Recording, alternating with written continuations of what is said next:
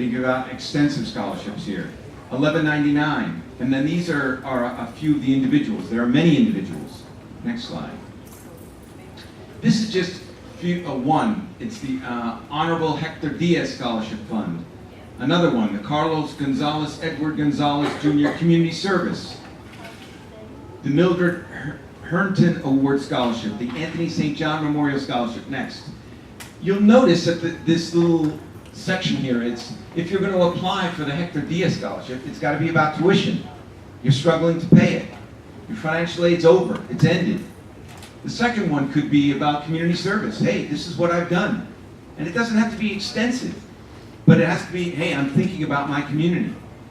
The other one, the Mildred Herndon Award Scholarship. That means you have to be a major in biology.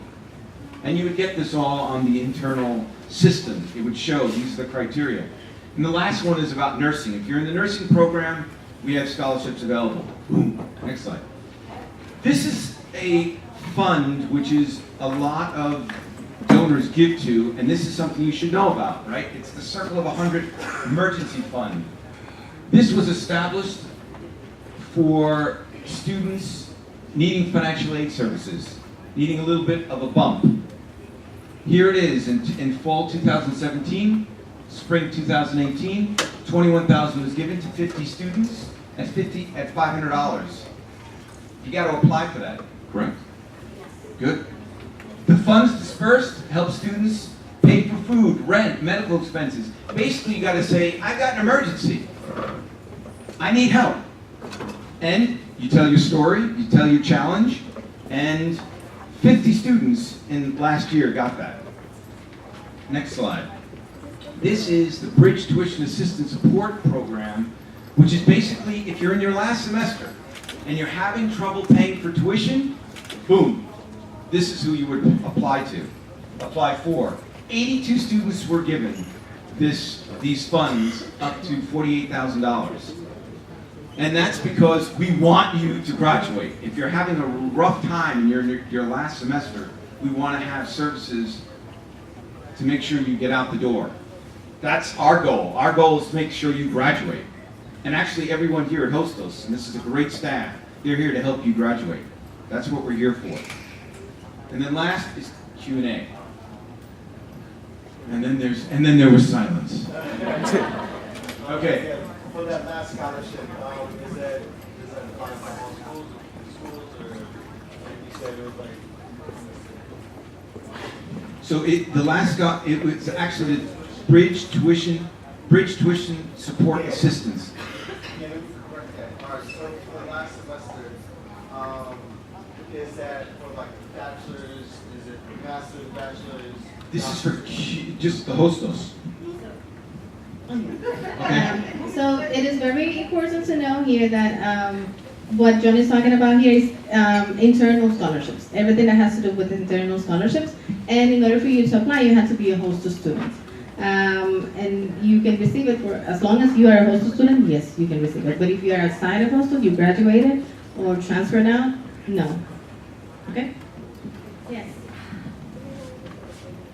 How is the bridge funded? Is that by the private donors? How is that funded? Yes, that's by private donors. We typically have the year-end campaign is for that fund. That's like an all-encompassing fund because our goal, again, if you're very close and you're just having a struggle financially, remember in your last semester, your financial aid might possibly be down or run out, right? Depending on how you've navigated yourself. So that's there. In fact, I'm forgetting the number of donors who gave, but it was quite a few people who gave to that fund. Yep. Did you have a question? I just wanted to know what was the name of the nursing scholarship? Sure, and there are other nursing scholarships. It was the perfect. It was the Anthony St. John Memorial Scholarship. And that's only one of those scholarships that we offer for nursing students, but there's many of them, and they open. They may not open every semester, but once they open, you can find all the information through me. Okay?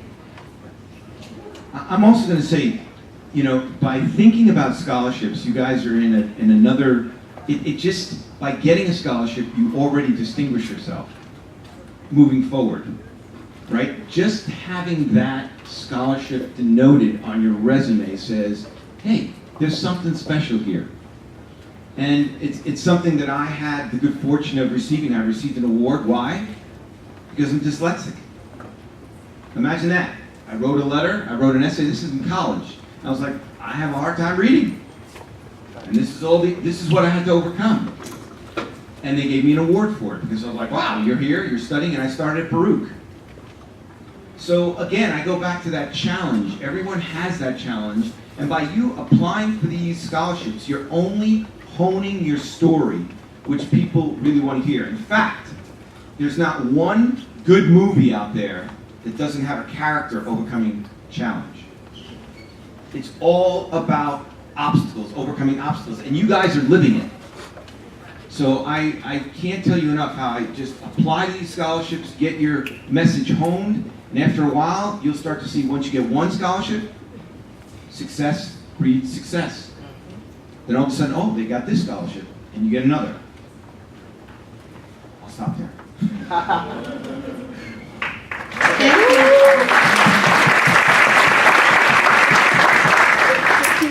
Thank you very much, Frank, and let's clap again for him.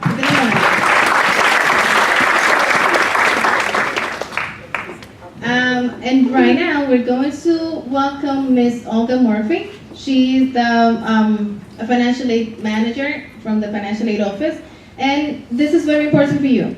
A lot of you, when you come to see me in my office, you ask about how receiving a scholarship may affect your financial aid. So you can ask all those questions that you have regarding your financial aid and how it might affect, how it might be affected by receiving a scholarship. So Ms. Olga Murphy, let's welcome her.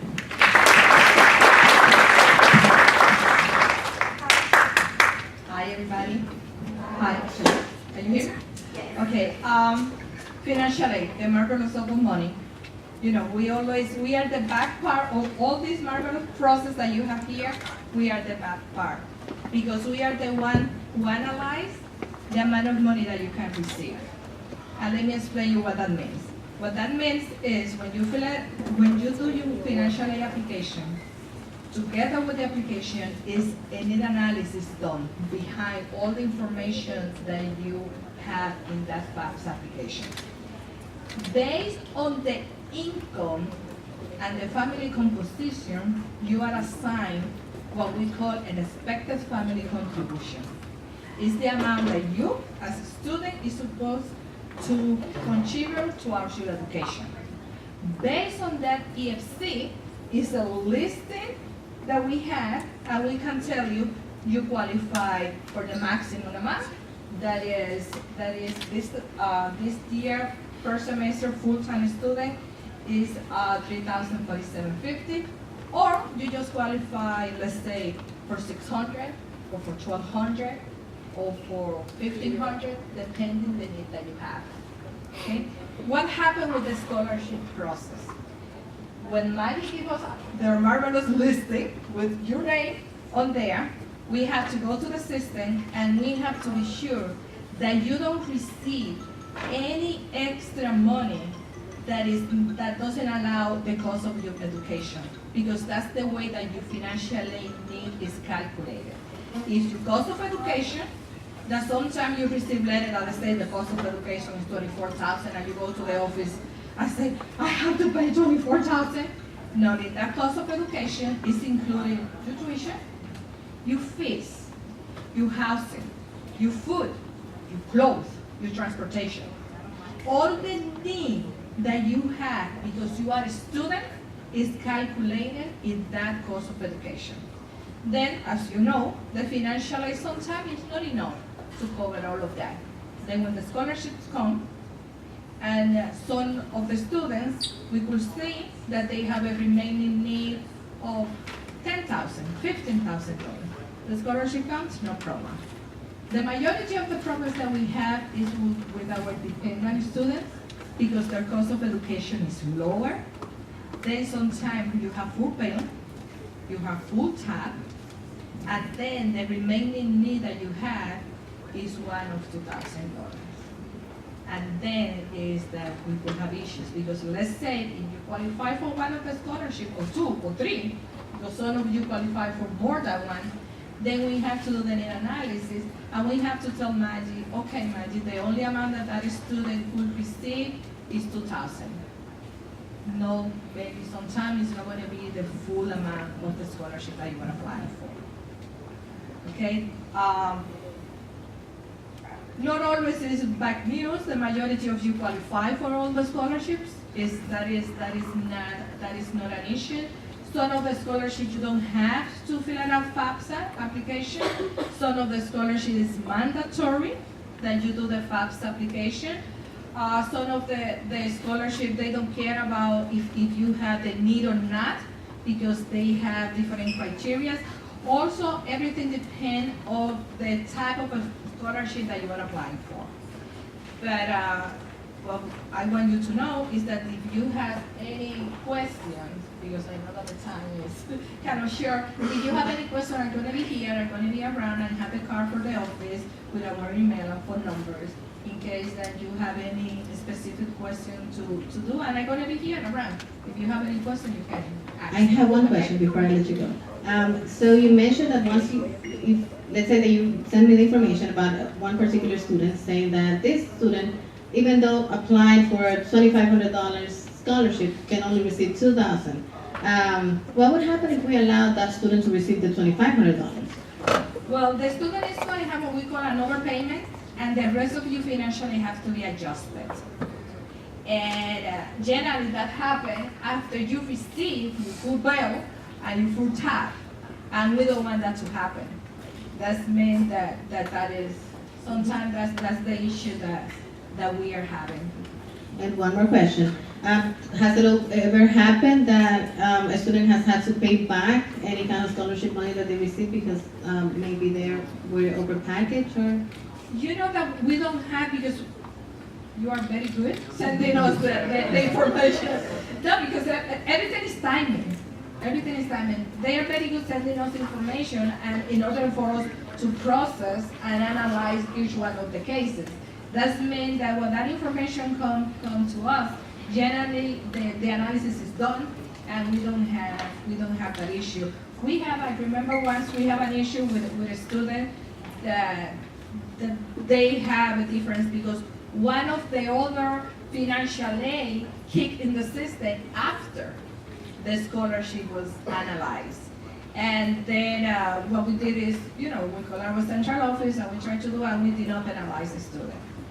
But that's why sometimes when we receive the list and you did not fill out your FAFSA application, the first thing that we tell Margie is tell the student to do the FAFSA. And sometimes we also do a manual analysis to know more or less the amount of financial aid that you can get. And we said, okay, this student have this thing, we have some formulas that we use, and we put the formulas in the need analysis and say that student, if the Paris process is going to be this amount, that means that yes, can receive this amount. This is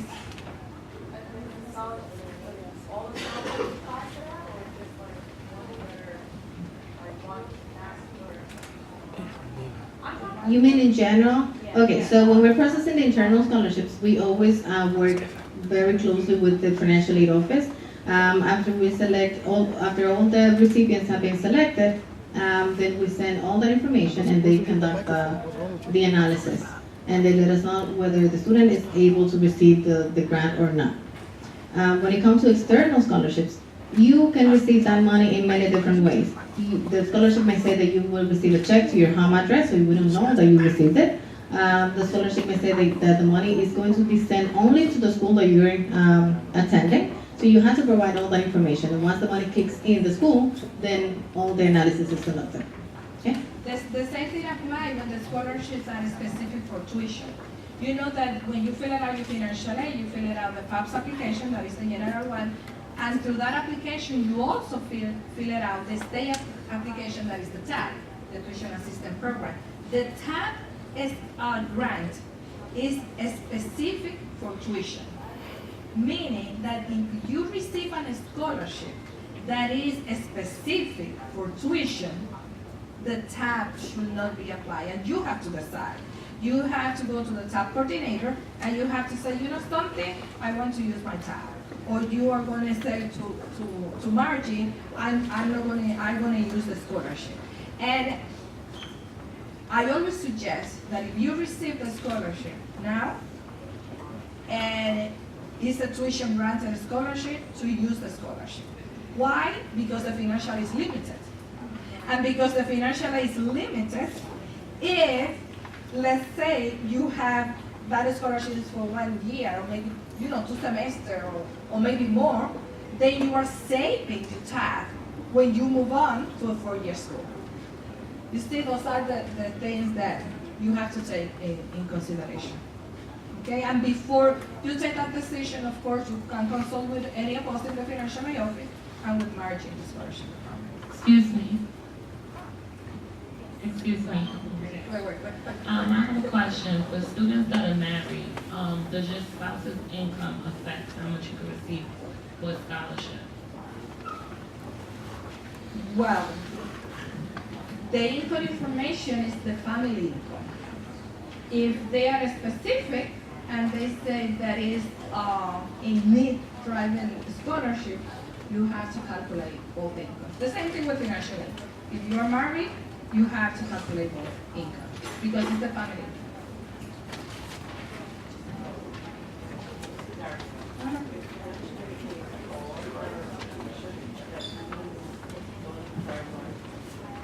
No, of course not.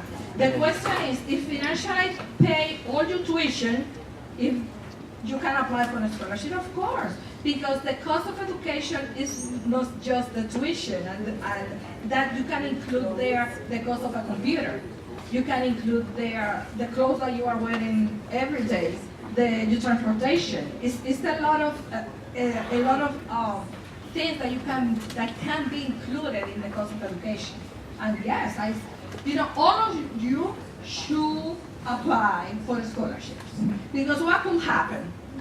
That you receive it or that you don't receive it. But at least you are there in the pool and then you will be able to do it. Okay, I see that we have a lot of hands up. We're going to leave the questions for the end because we still have some other speakers to present. Now I'm going to introduce Ms. Karina Castro. She is the coordinator of the honors program, and I'll let her speak everything about that. Please welcome Karina. Hi everyone. I'm going to be very brief just because of time constraints. I'm the coordinator for the honors program. It's run by 2 faculty members. It's Professor Cynthia Jones, who's an English professor, and Ernest Yolongo from the history department. So I briefly want to mention that this program is an academic support program for high achieving students. So you do have to have a 3.2 GPA or higher to apply. Once you apply for the program, it requires an application, a personal statement, similar to what you have to do for your scholarships. Once you apply, we go through an interview process. We are a small cohort, and we really are individualized to our students and their needs and their goals. So we try to connect their academic experience here at Hostos with what they're trying to achieve, whether that be transferring or applying for scholarships. We have built in mentoring, so that's something that we build a relationship between you and a faculty member who's part of the honors committee. And our honors faculty that are involved, they normally teach our honors courses, and part of one of the requirements of the program is you have to take an honors course or complete an honors contract. Our courses are smaller courses, so it really builds an environment where you get to connect and build relationships with your faculty and the students.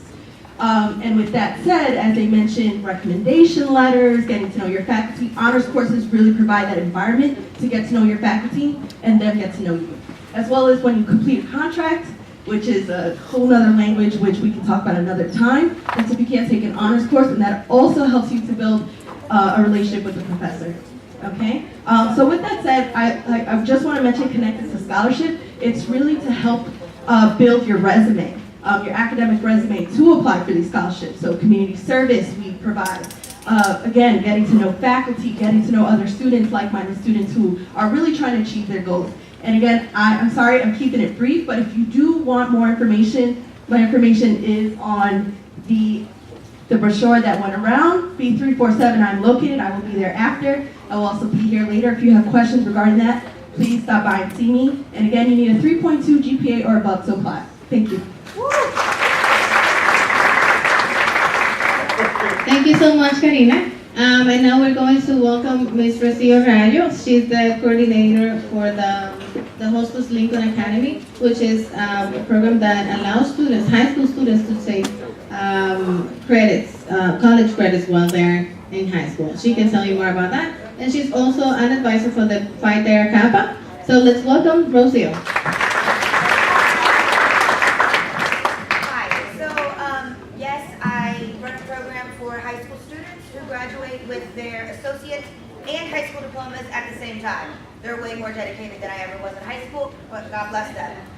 I'm not here to talk about that with you guys though. I'm here to talk about how I was a Hostos student in 2008 and I graduated in 2011. And I had to learn how to navigate the system. Because lots of us feel like when we're at Hostos, we're like, I didn't know about that, I didn't know about that, I didn't know about that. And it's your responsibility to figure it out. Because we all know that the Hostos website is not always the most user-friendly. However, there's a ton of information on there, and it's your responsibility to go look for it. It's your responsibility to show up, which you've done. Check, good job, you're on your way. But it's absolutely on you. No one is going to be more invested in y'all getting money than yourselves. We can be up here, you sat for 2 hours, but you're not getting paid for it, right? So what are you going to do with the information that you're getting here? I am super happy to share this PowerPoint, and you can share it around with everyone. You can send me an email, you can come visit me, I'm in B417. But just keep in mind that it's absolutely on you to make sure that it gets done. So, we're going to go through timeline, recommendation letters, and essays, because that's what I'm good at. I'm good at managing time, I'm good at writing letters of recommendation, which means I'm good at telling you what I need from you to write a good letter, and I'm good at writing essays. I'm really good at reading them and being judgmental, but because I'm good at that, I know what to write and what not to write. So, semester before your last semester, do not wait till you're going to graduate to say, oh, I need money, because guess what? It's going to be too late. Yeah. So before you graduate, now, today, start planning out your semesters. What can I apply for as a new student? What do I need 12 credits to apply for? Do I need it to be a full-time? Do I need a part-time? Create a timeline. Where do you want to go next? I don't care if it's your first semester and you have 0 credits. What's the next step? And you have to make decisions that are going to get you to that next step. It's really important. Figure it out. Can you change your mind? Absolutely. And you probably should. But you should at least have an idea of where you're going. Don't just be aimlessly walking around Hostos in your academic life. Where do you want to go next? Okay, here's a checklist. You don't have to use something like this. You can make your own more beautiful one. But it's important when you are thinking of where you're going to just go ahead and make a timeline. When do I need to have my applications done? When do I need to have my essays done? Do I have 2 professors? Do I have a counselor, your advisor, whatever? This is something I use for high school students, but it's super applicable to community colleges transferring to senior colleges. I'm going to go really fast, but it's okay. We're going to keep going. Scholarship timeline. October 1st, FOSFA's available. That's in like 2 weeks.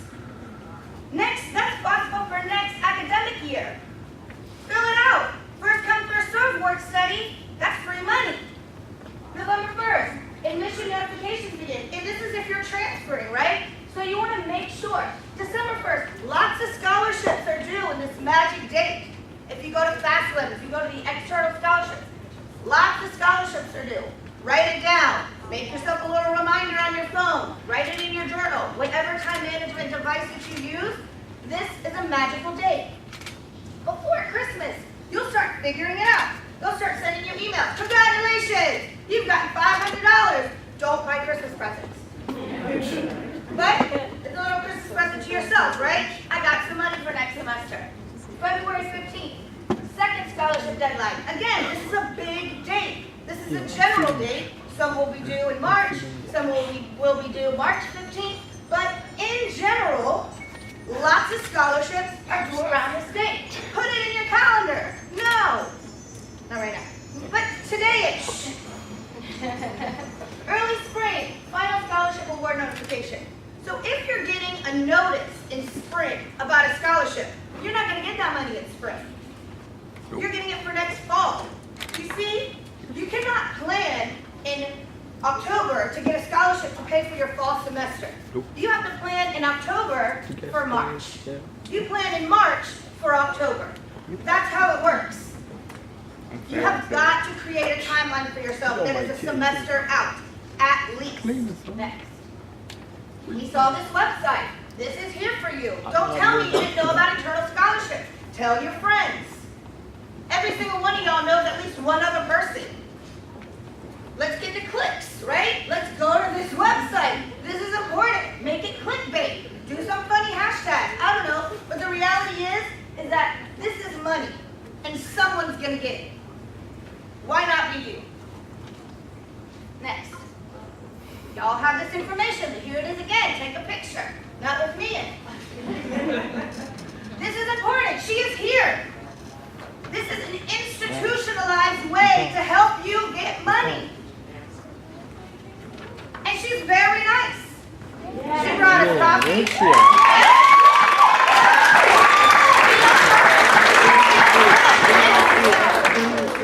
Recommendation letters. Do not wait until the day of, the day before, or 2 days before to ask for a letter of recommendation. Next. Do not wait until the day of, the day before, or 2 days before, because you're going to get a crappy letter. Because I'm busy. I have a whole ass job. That doesn't include like writing you a letter. I love you.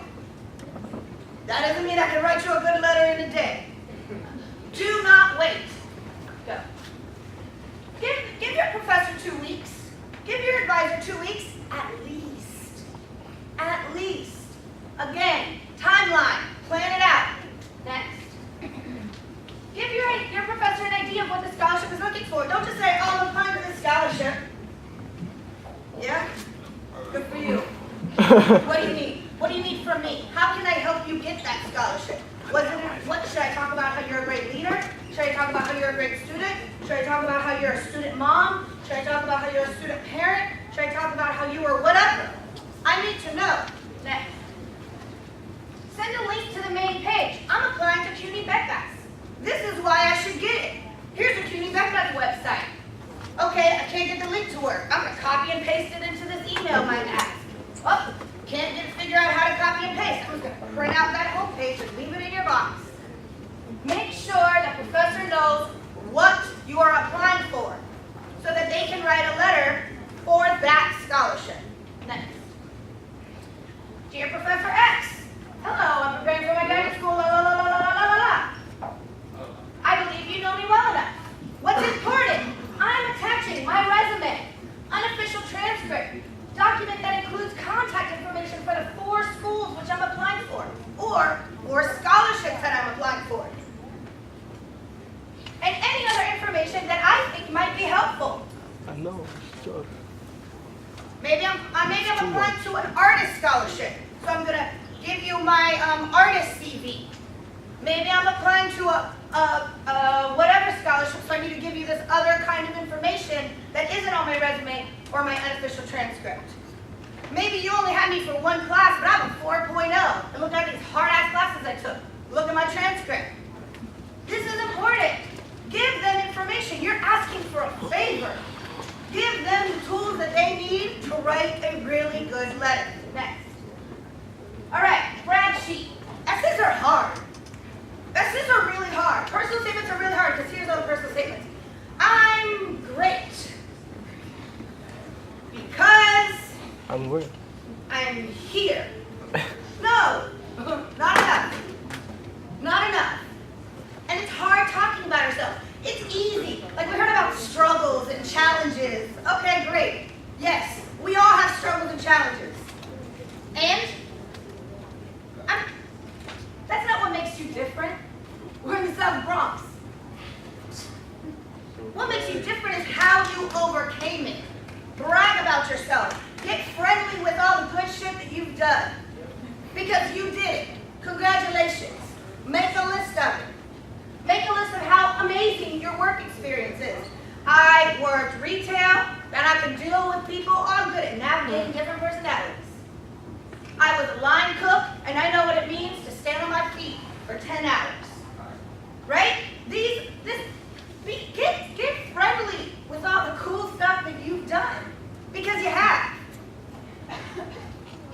scholarships, volunteer. Next. Travel, cultural experiences. I'm an immigrant. Okay. How about, I'm from Nicaragua, where I grew up without running water or electricity. And my grandparents cooked over a fire. That's a story. I'm an immigrant. Okay, we're in New York City. Great. Congratulations. Me too. Nobody wants to hear that. That's not good enough anymore. Trainings and workshops. You came to this workshop, write it down. I went to a scholarship workshop one time and I didn't have any class. And I had to figure out daycare. Prioritize. Show the person who's reading it that you're investing in yourself. And they'll want to invest in you. High school. Again, this can be community college very easily. Next. 5 overused essay topics. How community service taught me about the importance of helping others. Like, we know, right? Don't tell me that again for the 1800th time. Be honest. If you had a community service project that really changed you, write about that. If you just went and picked up trash one day because you had to, don't write about that. Seriously, write about important things to you. It translates. Hard work pays off. Okay. Sometimes hard work doesn't pay off. Because I work really hard every day. And it doesn't always pay off. Sometimes it does though, right? So don't give me these broad, cliched statements because I don't care about that. I also went to Barnes & Noble and got that little book. I also found that pin at the gas station. Hard work always pays off. Good. I saw that little kitten poster in my advisor's office. How my trip to another country broadened my horizons. What? Sounds weird. You could go to New Jersey and broaden your horizons. Be honest. Have integrity. How I overcame a life challenge that wasn't really that challenging.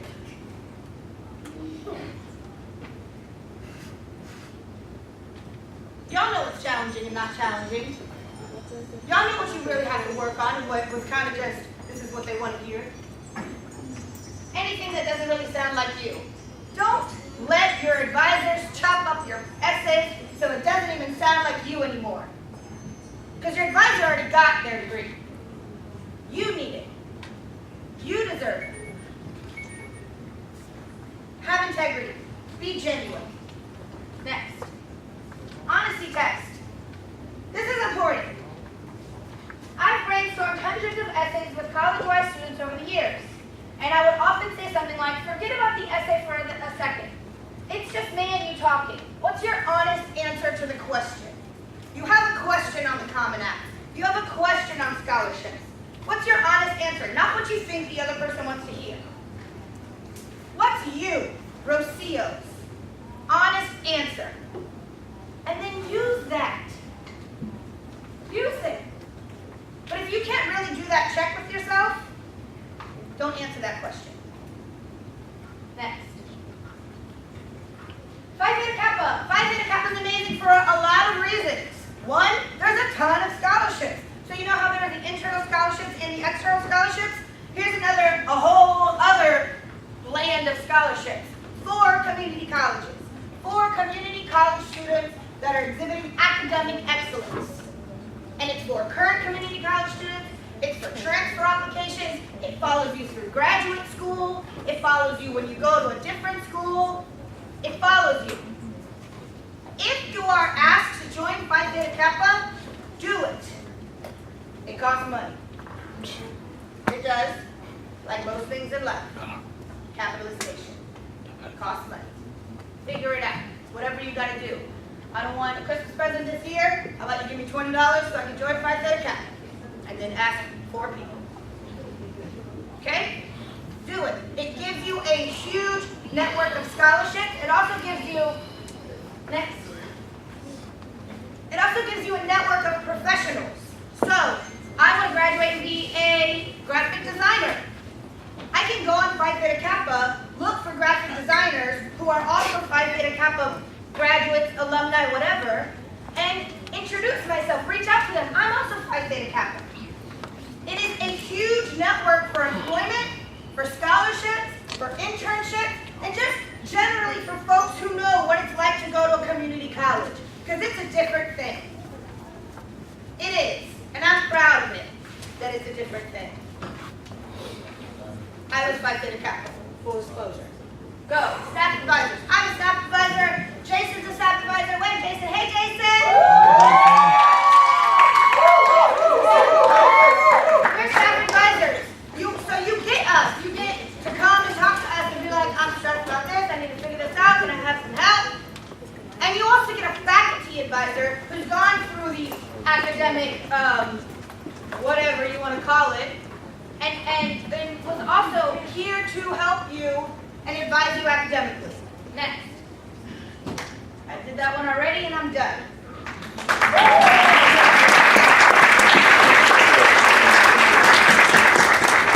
Okay, and we are already over time.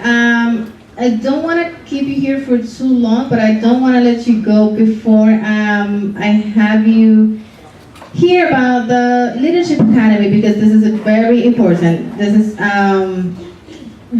is a very important requirement for you, community service. So I'm going to welcome Mr. Jason Lipfeld, and he's going to speak about the Leadership Academy.